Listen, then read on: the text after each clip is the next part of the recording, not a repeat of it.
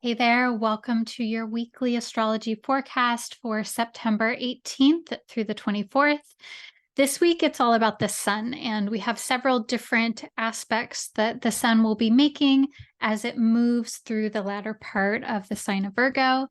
And we're also in the fresh, waxing, moving forward phase of the lunar cycle. My name is Shauna McGrath. I'm a psychotherapist and astrologer, and I'm excited to share with you the astrology of this week so that you can make the most out of it. So, first, I want to share a little bit with you as far as what's happening with the moon. So, the moon is always our emotional tone, our emotional flavor through the week, through the broader lunar cycle, but then also just day to day.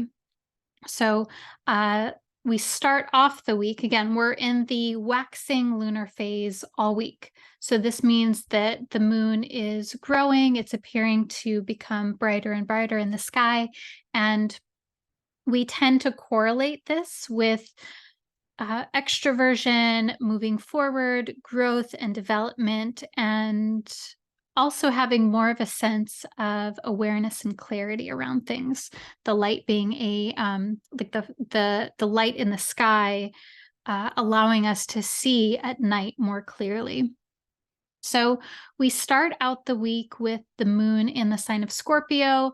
Moon is in Scorpio from Monday through Wednesday. And we think of Moon and Scorpio as tending to be more emotionally intense, and this can even be like having a sort of like fixation or like really drilling into things more than normal. The other piece of this is that the moon will be opposite Jupiter and Uranus and Taurus, and then it will also square Venus and Leo as it's in the sign of Scorpio. So this brings in not just this richness of feeling, but also maybe some aha moments, some new awarenesses, some surprises as the moon is activating the energy of Uranus and Jupiter. And then the moon will, of course, continue. I'll move into Sagittarius from Wednesday through Friday. And so this is a different kind of flavor. Moon in Sagittarius, mid to like Wednesday to Friday, is more of a buoyant kind of emotional energy. There tends to be more optimism. So I'm wondering if earlier in the week we may feel more emotionally kind of like intense or prickly or just like really concentrated. Whereas Wednesday through Friday, there's this more of a feeling um, of optimism. Now, it'll be interesting to see how we experience this, because a part of the moon in Sagittarius is that it will also square Saturn, and then also Neptune in Pisces. Both Saturn and Neptune are in Pisces. And this energy is more about an emotional awareness around our boundaries. Saturn being the implementation of boundaries, and then Neptune being the the dissolving of boundaries. And so there may be some things that come up there, especially if you're already experiencing a transit of either Saturn or Neptune to your birth chart. And then over the weekend, Friday through Sunday, we'll have the moon move into Capricorn. And moon in Capricorn tends to be more of a serious tone, more around like really focusing on what our goals are, the practical structure of our lives. And as always, as we have Pluto in the sign of Capricorn, the moon will conjunct Pluto this will happen on Sunday. So there's this also an emotional catharsis that is present whenever we have the moon coming close to Pluto like that. So I hope that's not TMI with the lunar cycle. I wanted to share that with you, and just to kind of give you a feel for the ups and downs as far as a more nitty-gritty emotional tone this week. And okay, so that's the moon. So the next thing that I want to share with you is that we're having the sun in Virgo opposite Neptune. And so the sun is our vitality, it's our inner energy, our life force. It's also associated with our experience of leadership, authority, and even paternal figures, any kind of figure that has this sort of like, it could be masculine, um, it could be a figure where there's sort of this like um this domineering sort of energy to it. We think of it as like the structure and more around figures who hold space and create boundaries versus figures who provide nurturing and that kind of thing. So the sun is a symbol of all of those different kinds of things. The sun is also psychologically a symbol of the ego, the part of ourselves that says, this is me, this is who I am, and this is what differentiates me from other people, um, from the outside world. So it has that sort of like boundaryness, differentiationness coded into it. And this is really important to feel into as we're talking about the sun in Virgo opposite Neptune in Pisces. Now we have this every year while the sun is in the sign of Virgo, because Neptune has been in Pisces for quite some time. So this is always a time when we have this Virgo energy where you typically think of the sun in Virgo as very structured, very earthy, very practical. Things go in a process sort of manner, which of course is Virgo.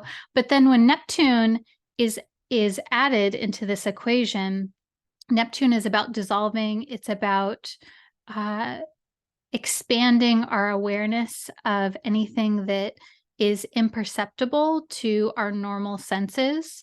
Neptune is about the psychic senses, the intuition. It's about flow states. It's about like feeling something, but not really being able to necessarily have the words to describe that feeling.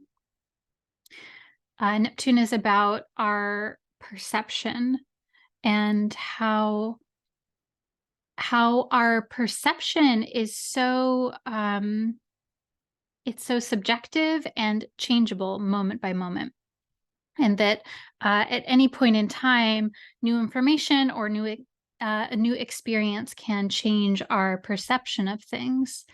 And so we have the sun here, which is the ego, the sense of self, that part of ourselves that sort of like bolsters ourselves up and gives us the energy and momentum and the enthusiasm to move through the world. And that is being softened by Neptune, that's being sensitized by Neptune. So you might be like, Shauna, okay, so like, what does that actually mean for me this week? So that could look a few different ways. I find that when we have a Sun Neptune transit, our physical energy tends to be more low. We can think of this as sort of like a waning moon phase kind of energy, because Neptune is sensitizing. And so there is the part of you, your vitality and your spark, that is more sensitive to external stimulus. So more sensitive to sights, sounds, emotions, etc. At the same time, that's all. So that might feel like maybe you need a little more time and space to process things. And it's also an indicator that there is an increase in creativity, in the potential to be into flow states, the potential to connect more deeply with folks at an emotional level. And it could also be a time where we become more aware of our Neptunian challenges. So things like fear or confusion, or if we feel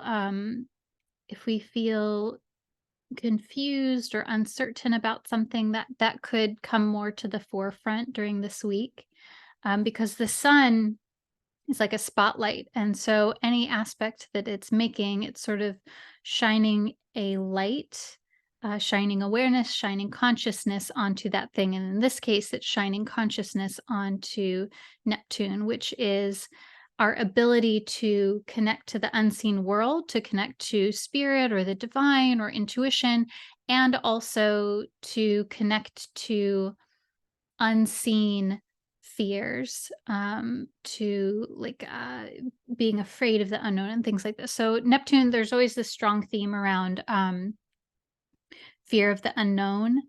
And so the biggest thing with this aspect is um how can we make sure that we're staying grounded and regulated, and that we're able to verify our hunches or intuitions as much as possible so that we have a clear sense of what's going on and how we want to move forward. Now, the other uh, piece of what the sun will be doing here in Virgo as it moves. So the sun is actually moving through to the very last part of Virgo. And so as it does that, it's also going to, after it makes an opposition to Neptune, it will make a trine to Pluto. And Pluto is about, so I like this aspect for us because it's a trine. Trines are harmonious, it's where things flow very gently. Now, of course, Pluto is not known for gentleness, but Pluto is known for healing and processing and composting, like de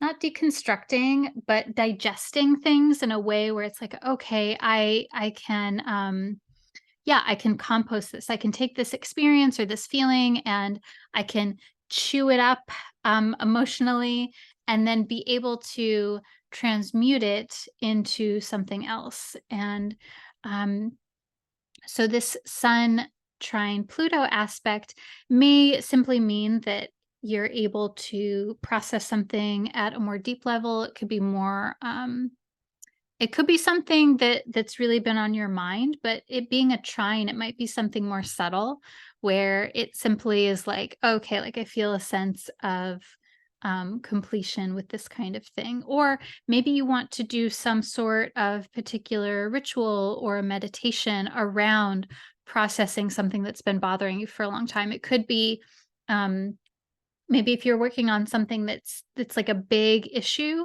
in your life or a big challenge, maybe there's a piece of it that you're able to process or to bring a sense of healing to.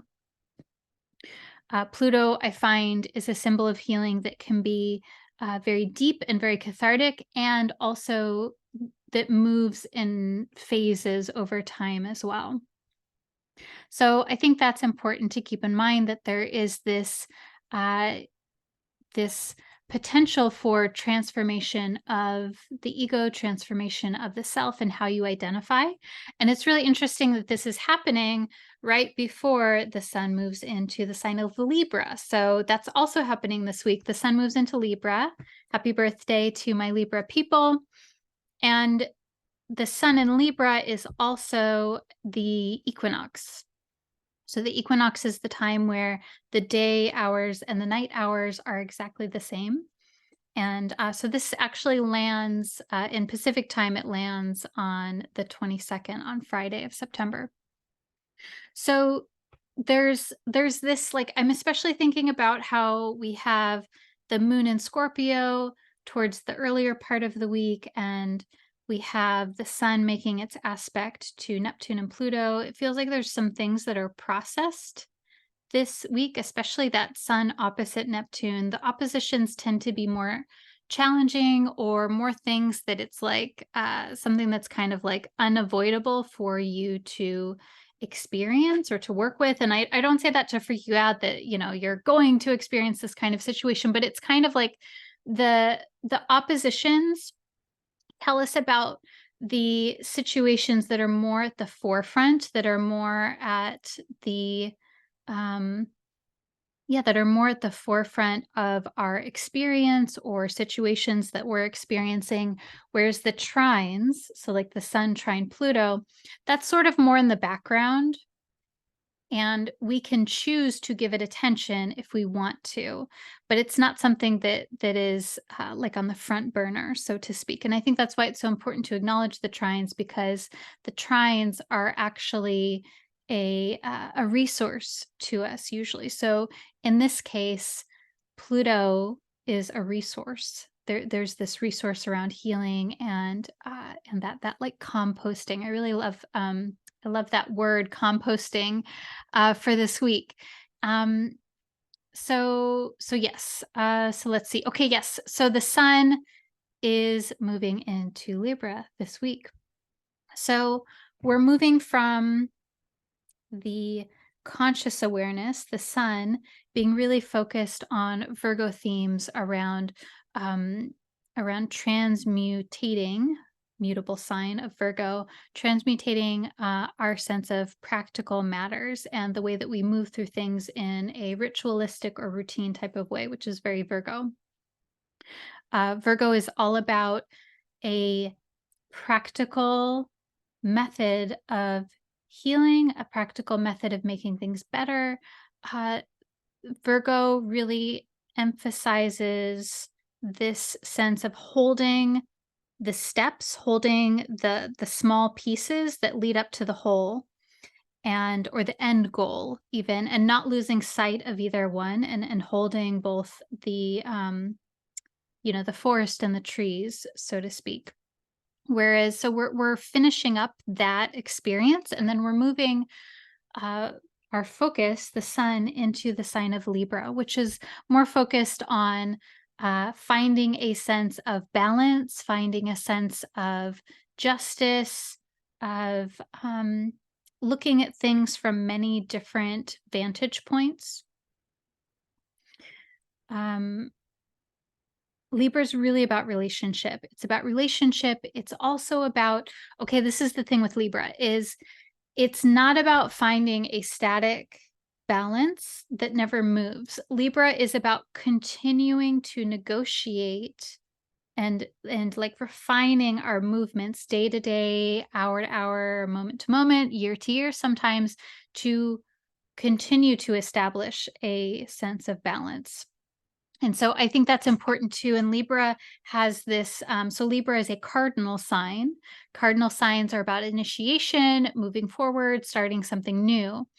And I think that we see this in Libra when we remember that Libra is a cardinal sign, and its inherent basis is movement. So there's movement, but we find that through refining versus having like a static, unmoving kind of balance. Um, so yeah, so for this reason, I think it'll be interesting to see how we feel. I know that Virgo is a mutable sign, which is also has this transitional um, movement sort of orientation to it.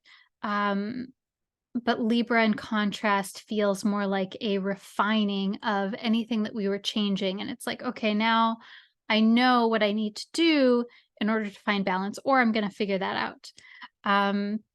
Of course, the challenges with Libra are that sometimes, because there's a desire to find the right thing that we know will be good for us or is the right decision, or that we know will bring balance, there can sometimes be a sense of indecision or a feeling paralyzed by too many options. Like really being able to, now folks with a strong Libra emphasis, you've probably experienced that sometimes you can really see the pros and cons of all of the different options or many of the different options. And then it's like, oh, like they're all great, or maybe they're all not great. And so which one to choose? So I think that's something to watch out for as we move towards Libra season, as we edge our way into Libra season. And yes, I wanted to mention too that the equinox, so we have the equinox when the sun moves into Libra, and then also when the sun moves into the sign of Aries. And so equinoxes are always this time of the equal measure of daylight versus nightlife, and then or nighttime. And then things start to change. So it kind of marks, like, it has this feeling of like a tipping point or an equilibrium, like getting to the maximum amount of either daytime or nighttime, depending on which hemisphere you're in, and then starting a change to initiate the change in the season, either spring or fall time. So I think that we can acknowledge that and bring that into our lives through reflecting on, what have we done this summer or winter, again, like depending on which hemisphere you're in, and what is our life like? What have we experienced? Where do we crave more of a sense of equalizing and balancing? Where are we going versus where we've been? Um, so the equinox is always a really lovely time for a ritual to honor the change in the seasons, not just the seasons out there in nature, which I think is very important, but also the change in seasons of your life. And where do you feel like there is um, a sense of pause and then a changing in the tides in your life? Or maybe you're not feeling that and you would like to call that in, and what might that look for you? What might that look like for you? Okay. Let's see. Yes, those are all the astrology things that I wanted to talk about. I'm going to pull some tarot cards for you. Um so yeah, I'm curious how you're feeling, how things are landing for you. Um I want to say too that as we move into Libra season, we're also beginning to move toward eclipse season because we have the North and South node in the signs of Aries and Libra. And so we'll talk about that much more in October when we have the eclipses. We're going to have an eclipse in Libra and in Taurus. And so we have, but the nodes are towards uh, the later parts of the sign. So we have the South node in Libra and the North node in Aries. So just, I think also something to think about this time of transition and change is that uh, whenever we have eclipses, it is a time of transition and change. We have eclipses every 6 months. And there's always little happenings that lead up to these changes. So again, don't worry, we'll talk about that a lot more next month. But I want you to be like looking out for where there may be a little seedling of a change. And it can be maybe something that happens in your life or situations, or it can just be as subtle as a feeling. Okay, so if you haven't already, you can hold a question or an intention or a situation in your heart. If you like, you can pick a number between 1 and 3, and then that card, whatever it is, will be sort of like the main card for you, if you like.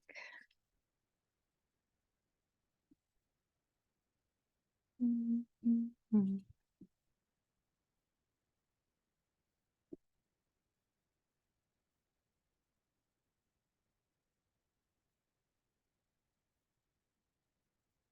Okay. So first card is the High Priestess, which is like such an amazing card.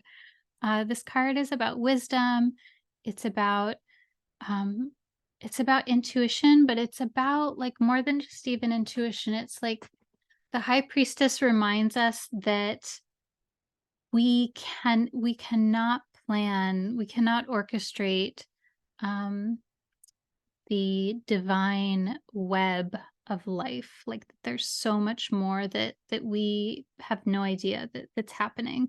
Maybe you've had this experience before where you meet someone or you get a job or something happens and you're like, oh my gosh, that was just, I happened to be in the right place at the right time, or feelings of like meant to be. Like this is the High Priestess energy, and the High Priestess is reminding us, whenever this card comes up, it's reminding us to look within.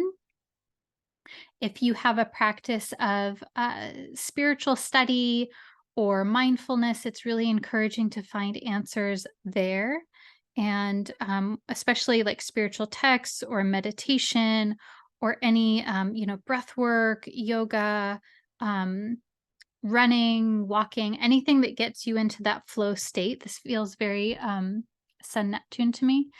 And then this card, so this is called the Tarot of Spells and Potions deck. In this card, the person is sitting outside and they're sort of like looking up. And in this deck in particular, they look kind of like sad or worried, or so, they look like they're looking for an answer. So I don't know, maybe that's you. And there's also the symbol of the pomegranates here in this card, the pomegranates being a fruit and a symbol of wisdom and receiving the fruit of the knowledge when you are studying something. So, okay, I may go back to that card. Um, the high priestess is really about knowing that you cannot intellectually control the situation, that it's like, okay, like how can you be in what's happening and tap into the flow of energy? Very Neptunian. I also pulled, so the second card is the Ace of Pentacles. So I pulled this reversed. So the Ace cards are always about something new, a new beginning, a new idea, a new initiation. Ace of Pentacles may mean that it's um, a new thing that is practical in some way, that's maybe involving work or career or security. Could be finances, could be your sense of feeling rooted and secure. And that it's reversed tells me that you're not quite sure what it is yet. We don't know what it is yet. There's this sense of it hasn't been illuminated just quite yet. And then I also pulled the Seven of Pentacles.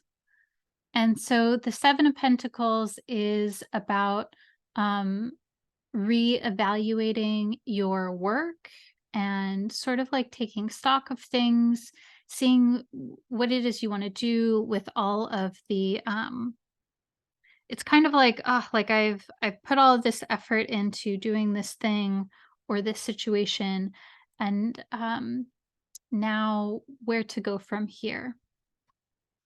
And I want to read the guidebook for this one because I'm just feeling like it. So this is, and in this card, the figure, they have, it's kind of funny.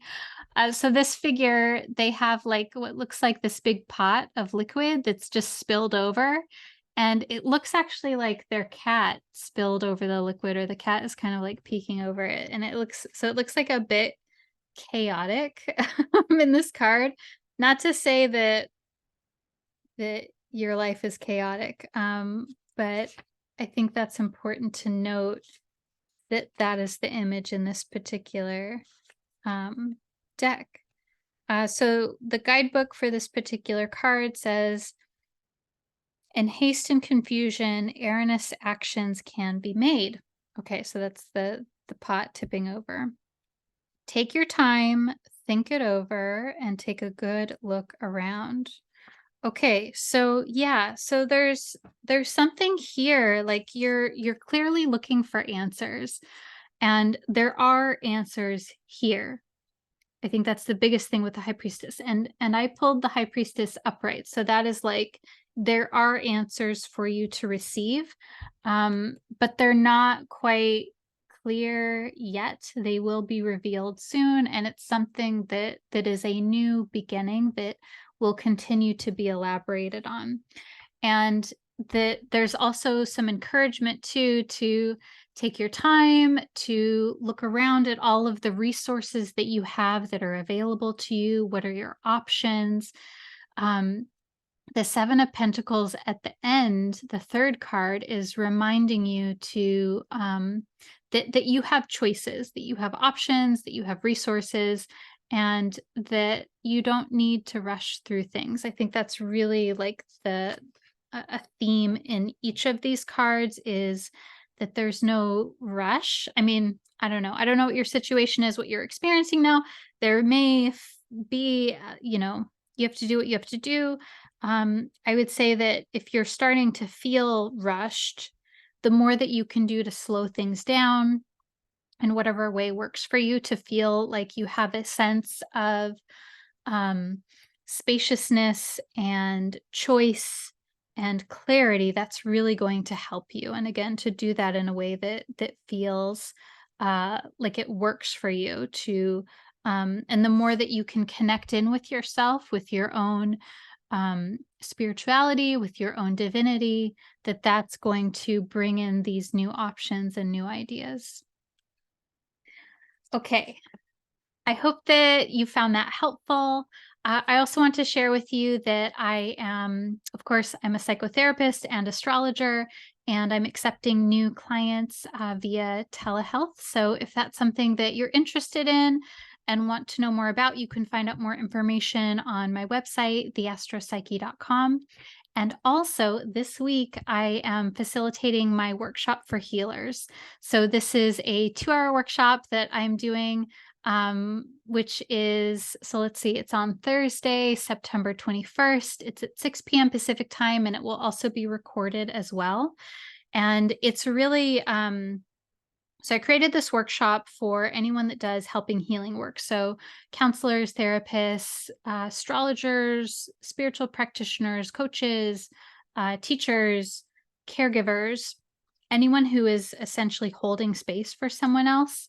And it's a synthesis of my master's research, my master's thesis research, where we look at the figure of the psychopomp, so the guide of souls after death. And we look at how this concept can inform our work and help us to sort of like rethink the way that we're doing this work so that we're not like fixing people and we're not like over giving and that just continuing to give in a way that creates burnout. In contrast to with the psychopomp function, we can view our work in the helping healing fields as accompanying others, and that this helps us recover from burnout and even prevent burnout, hopefully, to create loving boundaries and to do this work in a way that is life-giving, life-inducing. And then, of course, we'll also look at this through an astrological lens, and I'll be working with participants who are at the live workshop. We'll do some chart examples for those of you who attend live that are interested in being a chart example. So I'm really excited about it, and I am so excited to share this with you. It feels very near and dear to my heart, especially in the field that we're working in the helping healing field. You can find out more about that also on my website, theastropsyche.com. The early bird pricing ends September 15th. So even if you just want to get the recording to listen back later, you can get that on my website and take advantage of the early bird price. All right. So I hope that you found all of this helpful. I am sending you lots of love and I'm wishing you a wonderful week. Bye.